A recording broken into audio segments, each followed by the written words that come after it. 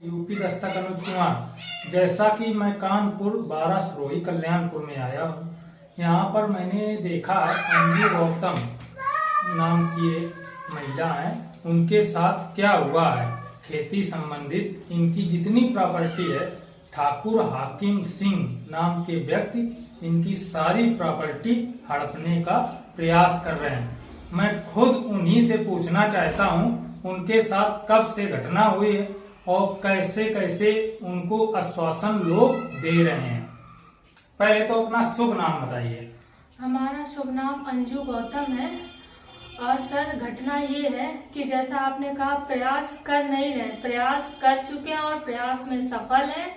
Sir, घटना ये सिंहपुर कछार की हमारी जमीन है और ये हमारी कैसी जमीन थी जो वहाँ के जाति के ठाकुर हाकिम सिंह है, पिता का नाम पुत्र स्वर्गीय प्रयाग सिंह है, निवासी सिंहपुर कछार है, जिन्होंने अपने आप को जो जाति के ठाकुर हैं चमार दर्शाकर और मेरी माँ का सगा भाई बन के फर्जी पावर ऑफ अटार्नी दर्शाई। जो पावर ऑफ अटार्नी के बिंदु क्रमांक 8 में उन्होंने लिखा है, मैं मुकरा का सगा भाई हूँ, प्रथम रक्त संबंध अंतर्गत आता हूँ।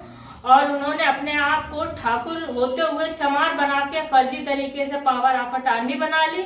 और दूसरी बात यहाँ नोट करने की सर है कि मेरी माँ का ना ही कोई सगा भाई था, ना ही कोई सगी बहन है। फिर उन्होंने वर्ष 2006 की पावर ऑफ अटार्नी बनवाई। वर्ष 2011 में विक्रय। नहीं तो आपके पास सारे साक्ष्य हैं? सारे साक्ष्य हैं, फिर भी आपकी प्रशासन मदद नहीं कर रहा है। प्रशासन नहीं मदद कर रहा है। वर्ष 2006 की पावर ऑफ अटार्नी वर्ष 2011 में बैनामा दिखाया। वर्ष 2011 में सरकारी जो उसकी वैल्यू थी 22,54,000 रुपए, उसको इस ठाकुर ने एक एससी पुतले के नाम, जो पुतला रहने वाला आजमगढ़ का था, उसको कानपुर का फर्जी पता दिखाकर 4 लाख रुपए में बेचा। और उस एससी पुतले को वर्ष 2011 में जमीन बेची और 2 महीने 18 दिन बाद ही नामांतरण की कार्यवाही भी नहीं हुई। और उसी से एक पंडित सर्वेश दुबे के नाम वसीयत करा दी।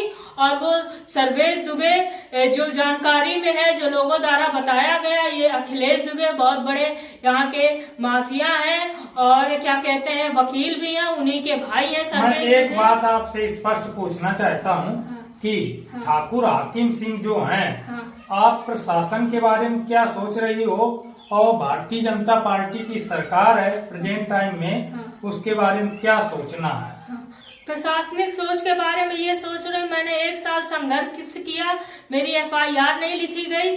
फिर वर्ष 2022 में आदरणीय विजय सिंह मीणा साहब थे, उन्होंने मेरे साक्ष्यों को देखा, सर्टिफाइड डॉक्यूमेंट देख के FIR तो दर्ज हुई 420, 467, 468, 471, 120 भी SC/ST अपराध क्रमांक 0129/22, किंतु आज दिनांक तक उस पर कोई कार्यवाही नहीं हुई। उसके बाद कमिश्नर कानपुर VP जोगदंड आए, फिर उसके बाद एक कोई गुप्ता जी आए और वर्तमान में निखिल कुमार जी हैं। और मैंने 10वीं बार कंप्लेंट कमिश्नर साहब को आवेदन पत्र के साथ दिए और कई 7-8 IVRS किए, जनता दरबार भी गई, मैं सभी जगह से फरियाद लेके गई, मगर मेरी कहीं कोई कार्रवाई सुनवाई नहीं। और FIR में मुकदमा दर्ज है, मगर आज तक ना वो जेल गया ना ही कुछ, और हमारी कहीं कोई मदद नहीं की जा रही है। और मैं थक हार के इस चैनल के माध्यम से ये कहती हूँ, ये अभी मैं कमिश्नर साहब कानपुर से मिलने भी जाऊंगी और उनको आखिरी अवसर, आखिरी बार उनसे कहूंगी कि मेरी फरियाद सुन लें। यदि वो नहीं सुनते हैं तो मैं लखनऊ मुख्यमंत्री निवास के सामने या लखनऊ विधानसभा के सामने अपने पूरे परिवार के साथ आत्मदाह करूंगी। जैसा कि आप सभी लोगों ने देखा है, इस बहन की आवाज कहीं ना कहीं सभी बहुजन के साथी जितने हैं सभी लोग एकजुट होकर मदद करें।